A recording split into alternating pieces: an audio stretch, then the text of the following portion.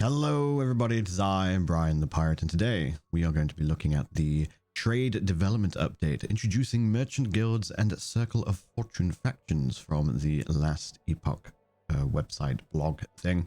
Something I've been waiting for them to go into detail about for some time. I'm someone who's a fan of trading in action RPGs, particularly isometric ones.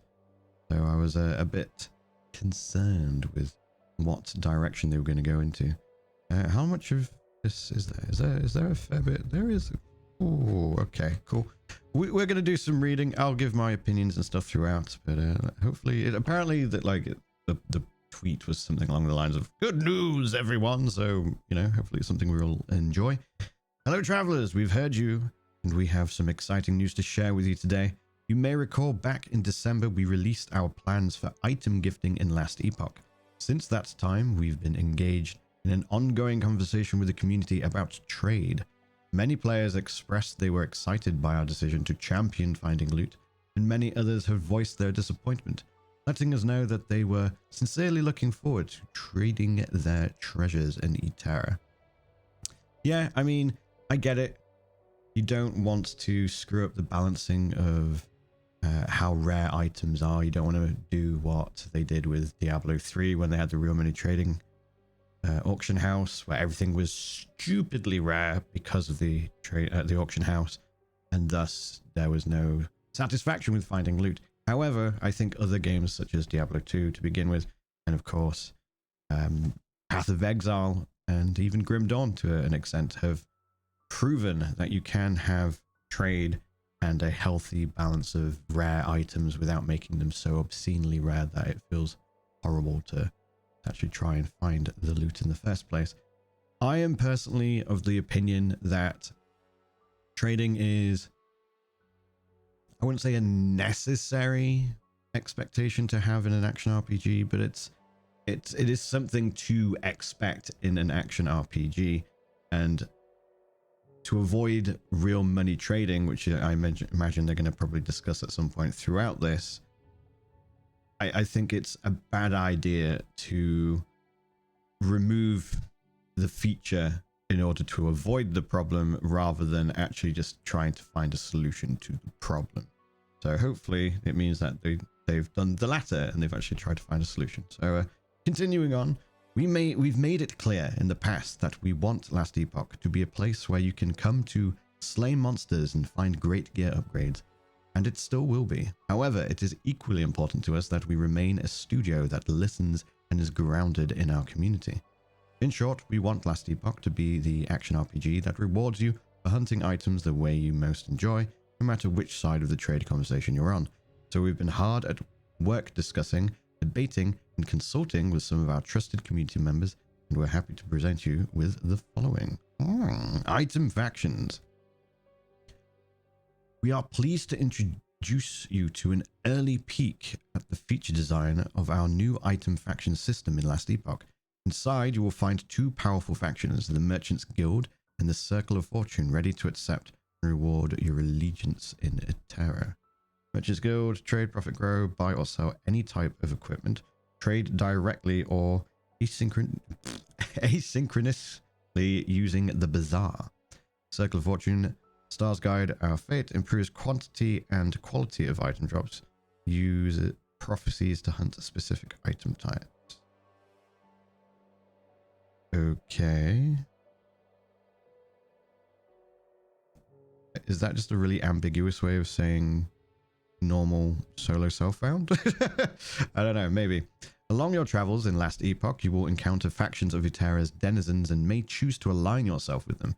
Aligning with a faction will allow you to gain both reputation to improve your rank with that faction and favor to spend on that faction's services and rewards.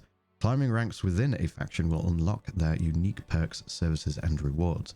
The Merchants Guild and the Circle of Fortune are the first two factions that we'll introduce in Last Epoch. Interesting.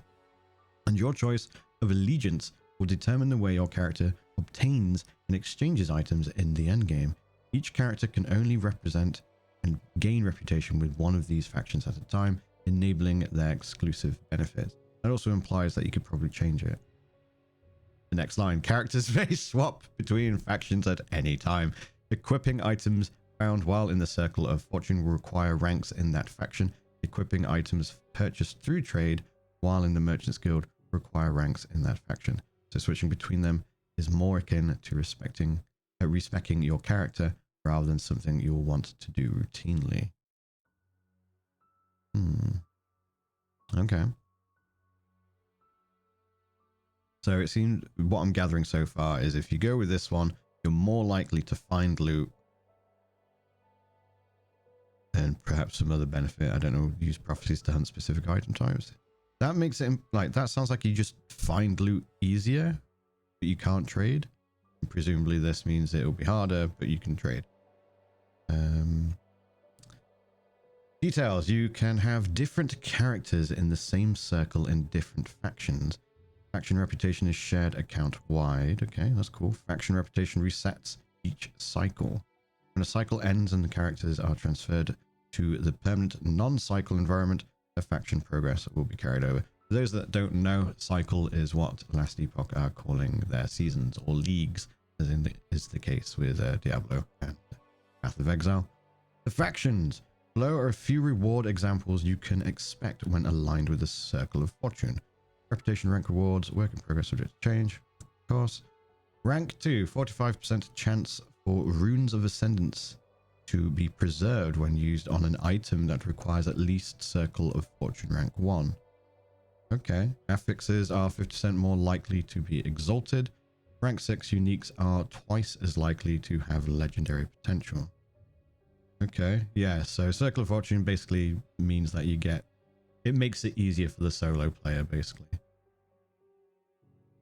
Presumably to probably counterbalance the drop rates that I imagine they're going to nerf because there's going to be trading, is my guess. Circle of Fortune is a mystical faction that had banded together to seek fortune through arcane research and astrology. Aligning with the Circle of Fortune will grant you powerful benefits towards finding more and better items.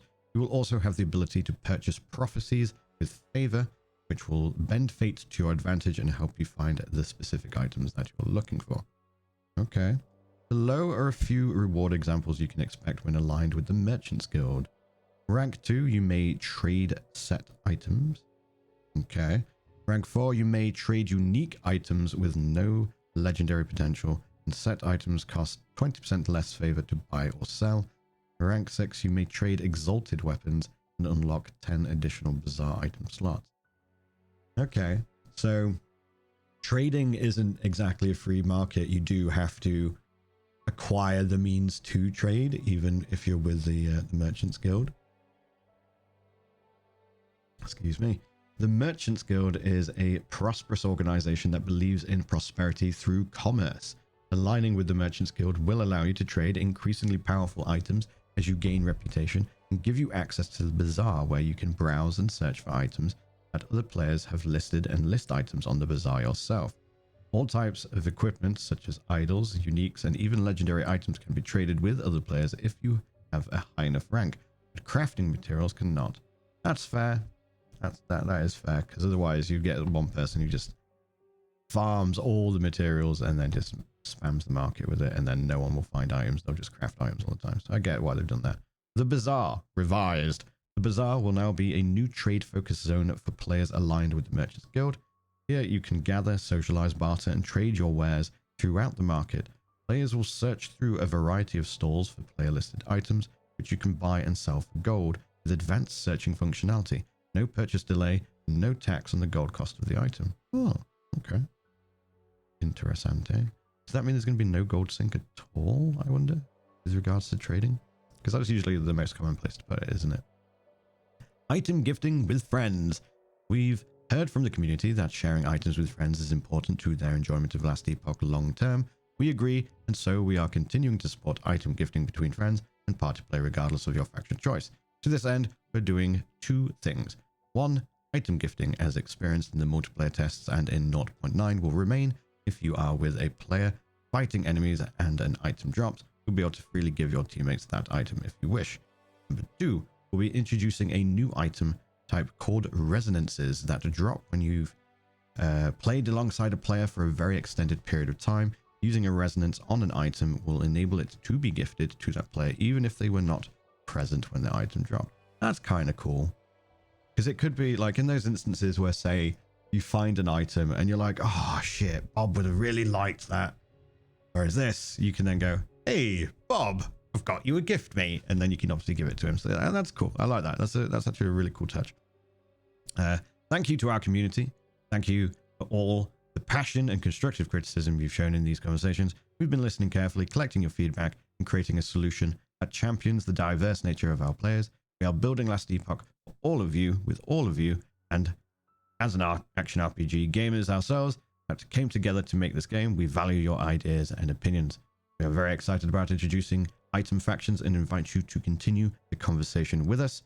It's worth noting that these systems will not be included in patch 0.9, but we will be aiming to get them into subsequent patches this year. Resonances may be added sooner than factions on account of their small scope, which is fair play. That's cool. That's cool. I think it's an interesting way to do it, because it adds a bit more like of an RP aspect to it, of course, with having to go through factions. It's also putting a little bit of a barrier of entry to the trading, because the easier option, I suppose, would just be to go for the Circle of Fortune. And I mean easier in terms of what you have to do. Like in Circle of Fortune, play the game, acquire items. With Merchants Guild, you have to gain the reputation to then trade, and then obviously do the actual trading itself.